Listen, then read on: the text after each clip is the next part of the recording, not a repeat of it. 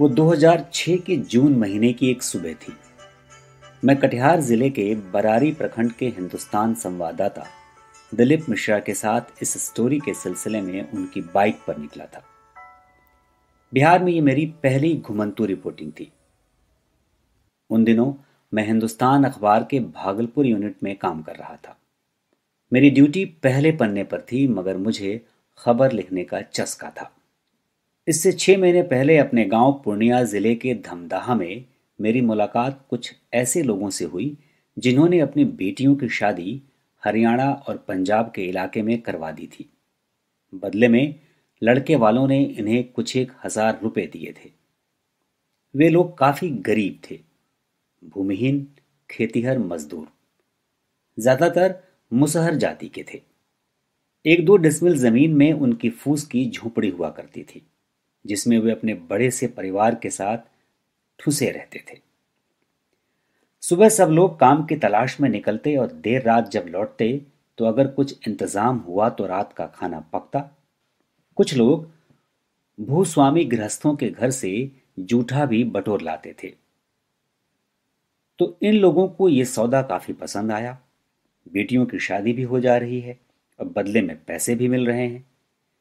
ऐसे ही एक व्यक्ति को मैंने अपने दोनों गालों में मीठा पत्ता पान की गिलोरी भरे, हाथ में मछली की पॉलिथीन लिए बाजार से लौटते देखा। वो व्यक्ति मेरा परिचित था, जैसा कि गांव में होता है। उस व्यक्ति में आए इस बदलाव को देख लोग चौंक गए और उसे दरवाजे पर बुलाया गया। उस भोले व्यक्ति ने फटाफट सारी कहानी बता दी और ये भी बताया कि टोले के कई लोगों ने पैसे लेकर अपनी बेटियों की शादी पंजाब, हरियाणा और पश्चिमी यूपी के इलाकों में कराई है। कई लोग कराने की तैयारी में हैं। पत्रकारिता की मेरी सहज बुद्धि जाग उठी थी। मैंने कई सवाल किए, जैसे क्या वहां से उनकी बेटियां लौटकर आती हैं?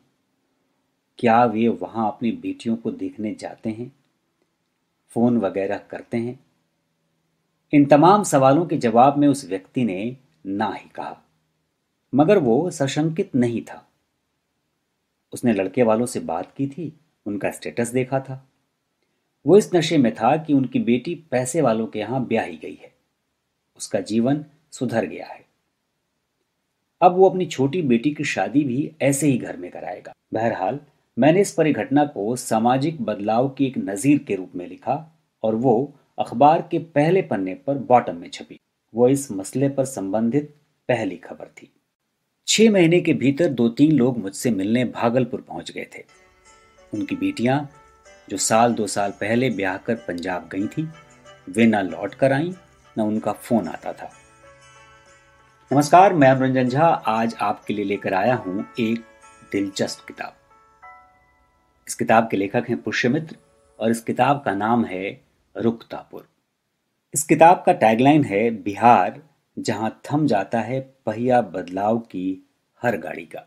पेशे से पत्रकार पुष्यमित्र की इस किताब को प्रकाशित किया है राजकमल प्रकाशन ने। 240 पेजों की इस किताब की कीमत है 250 रुपये। अमेजन और फ्लिपकार्ट पर यह छूट के साथ उपलब्ध है। 2020 में कोरोना काल में इसका पहला संस्करण आया और ये किताब एक पत्रकार की नज़र से देखकर लिखी गई है। आइए आपको सुनाते हैं इसी किताब से एक और अंश। ये 2015 के चुनाव के वक्त की कहानी है। हम उस गांव में सरकारी राशन बांटने के अभियान के मौजूदा हालात को समझने गए थे। पटना में आयोजित एक कार्यक्रम में गांव की पंच द्रौपदी देवी ने बताया था कि इस गांव में 400 से अधिक माझी परिवार रहते हैं, मगर उनमें से अधिकतर को अभी तक उजला वाला राशन कार्ड, खाद्यान्न सुरक्षा योजना नहीं मिला है। वे लोग काफी गरीब हैं और राशन कार्ड नहीं मिलने की वजह से उन्हें काफी दिक्कत होती है। मगर जब हम उस गांव पहुंचे तो मुझे अपनी रिपोर्ट का विषय ही बदलना पड़ा। वहां जो समस्या हमारे सामने खड़ी थी वह राशन कार्ड की समस्या से कहीं अधिक विकराल थी। वह हरपुर गांव था, मुजफ्फरपुर जिले के मोतीपुर प्रखंड का। माझियों की बस्ती में घुसते ही एक खुला अहाता नजर आया, जहां औरतें बैठकर कुछ काम कर रही थीं और नंग धड़ंग बच्चों का हुजूम था।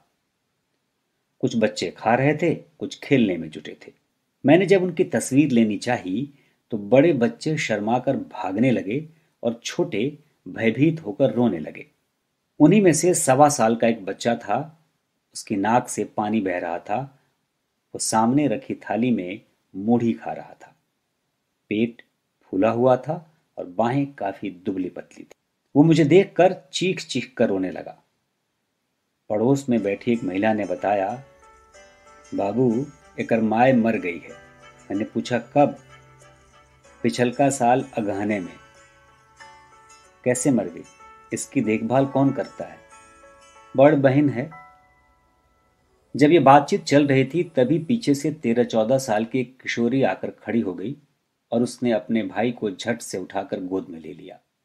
मैंने देखा उस बच्ची के माथे पर सिंदूर लगा हुआ था। और ये लड़की कितने साल की है? 18-20 के हुई हैं बाबू। वहां की महिलाएं उस बच्ची की उम्र छुपाने की कोशिश में जुट गईं। उन्हें शायद बाल विवाह कानून के बारे में थोड़ी बहुत जानकारी थी। मगर तभी द्रौपदी देवी ने डपट कर पूछा, 18-20 के हुई हैं? तो बक से लड़की ने खुद कह दिया कि वो 13-14 साल की है। फिर महिलाओं ने उस परिवार की कहानी सुनानी शुरू कर दी। 5वें बच्चे को जन्म देने के बाद उस बच्चे की मां मीना देवी, जो खुद बमुश्किल 35 साल की होगी, पिछले साल गुजर गई। खून की कमी थी। मां ने अपनी मौत से पहले अपनी सबसे बड़ी बेटी 13 साल की चमेली की शादी करवा दी थी। चमेली के पिता और उसके पति दोनों रोजगार करने के लिए पंजाब गए हुए थे। वो यहां अपने 4 छोटे भाई बहनों की देखरेख अकेली कर रही थी।